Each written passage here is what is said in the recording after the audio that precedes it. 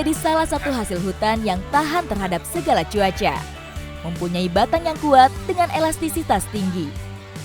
Tak heran, rotan digunakan pada hampir semua aspek kehidupan masyarakat Dayak.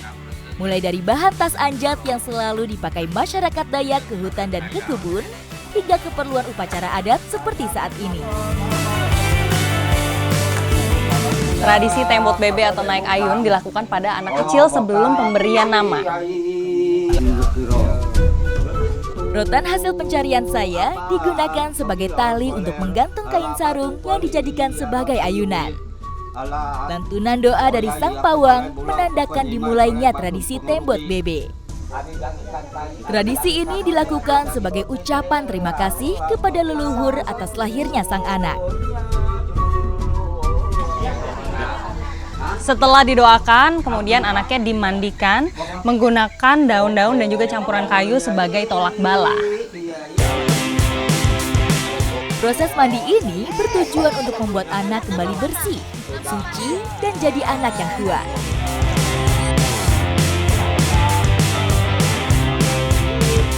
Seserahan yang harus ada tergantung dari jenis kelamin anak yang diritualkan. Karena ini jenis kelaminnya laki-laki, makanya harus ada 8 lemang, harus ada ayam betina, ada tunas kelapa, ada ketan, dan juga telur rebus. Semua ini dipersembahkan kepada leluhur sebagai ucapan terima kasih.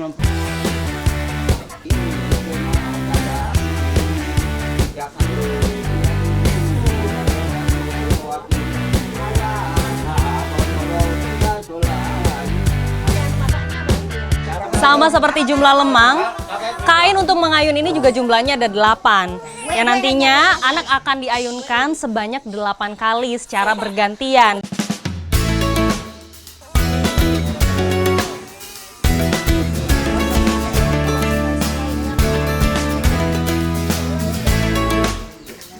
Menurut warga suku Dayak Luangan, kalau anak belum diayunkan di ritual ini, berarti belum bisa ditinggal sendirian di ayunan. Tradisi ini merupakan sarana doa supaya anak terjaga keselamatannya dan tubuh sehat hingga dewasa. Sebagai penutup dan bentuk terima kasih, lemang dan juga makanan-makanan lainnya dibagikan kepada warga. Ikuti jejak saya, jejak!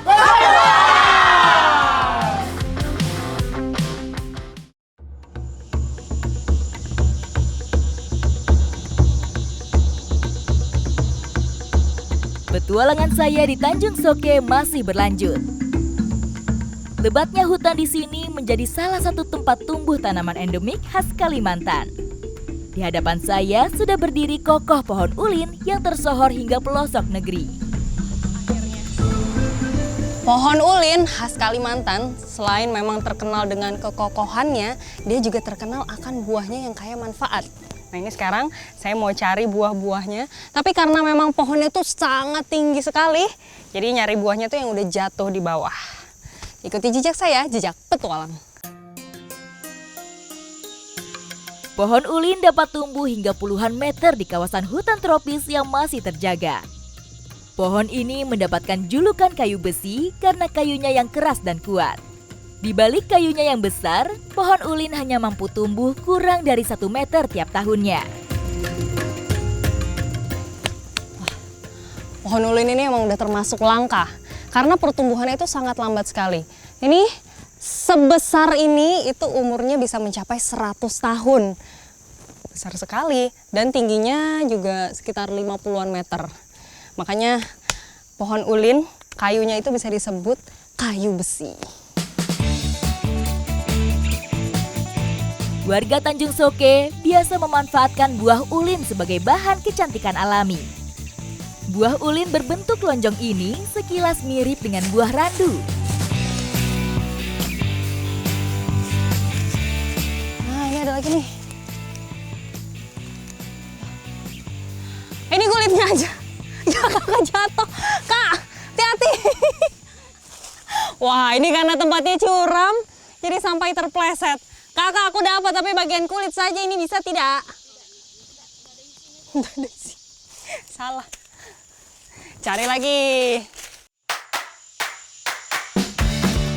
Saya harus berhati-hati. Pohon ini berdiri di hutan dengan kontur tanah yang miring dan cukup terjal.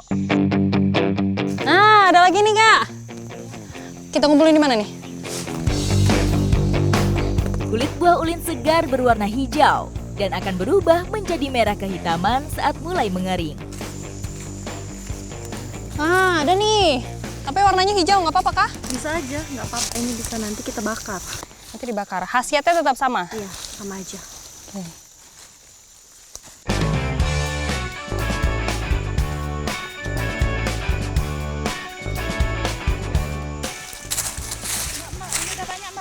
Sudah? Sudah banyak, udah cukup? Udah cukup ini, Mbak. Nggak banyak. Ya sudah kalau gitu, kita lanjut aja perjalanan. Oke.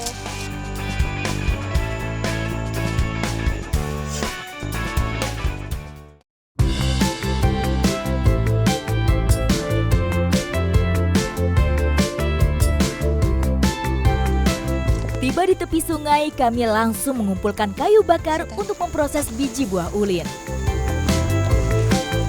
Ini buah ulinnya, jadi harus dibakar terlebih dahulu sebelum digunakan. Sampai warnanya nanti kehitaman, baru ditumbuk. Resep kecantikan tradisional ini didapatkan secara turun-temurun dari leluhur suku Dayak Luangan. Menurut mitos suku Dayak Luangan, perempuan itu harus bisa menyusun kayu dan membuat api. Kalau sudah bisa, baru bisa berumah tangga.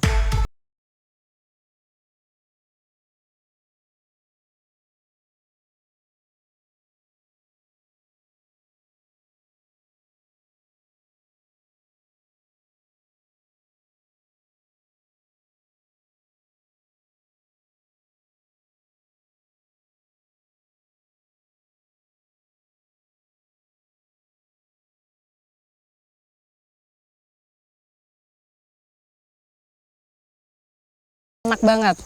Kalau sudah seperti ini, bisa langsung digunakan. Ramuan biji buah ulin digunakan untuk perawatan rambut wanita Dayak Luangan. Ini dia nih khasiatnya. Jadi untuk perawatan rambut, konon katanya itu bisa menghitamkan rambut kalau dipakai secara berkala. Siapa duluan yang mau dipakai nih? Kita langsung pakai bareng-bareng aja ya. Sedikit demi sedikit, ramuan ini saya oles pada rambut. Tak hanya menghitamkan rambut, ramuan ini juga membuat rambut saya menjadi wangi. Salah satu rahasia kecantikan wanita suku Dayak. Ini pakai minyak kemiri dicampur dengan buah ulin. Kalau nenek moyang dulu katanya ini ya, nggak ubanan sampai tua. Luar biasa. Saya juga jadi pengen pakai terus nih, biar nggak ubanan. Ini biasanya didiamkan berapa lama? 15 menitan. 15 menit, habis itu kita bilas nanti.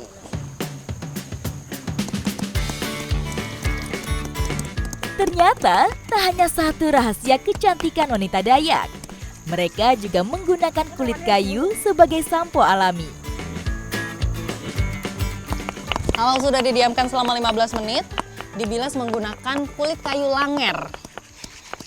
Ini bahannya juga tradisional. Harum. Langsung aja diusap ke rambut ya? Selain menghitamkan rambut, ramuan kecantikan ini juga dapat menyuburkan dan menyehatkan rambut dengan alami. Ini dia rahasia kecantikan suku Dayak Luangan. Semuanya masih menggunakan bahan-bahan yang alami. Terbukti dari hasilnya, secara turun-temurun memang masih digunakan sampai sekarang. Ikuti jejak saya, jejak petualang.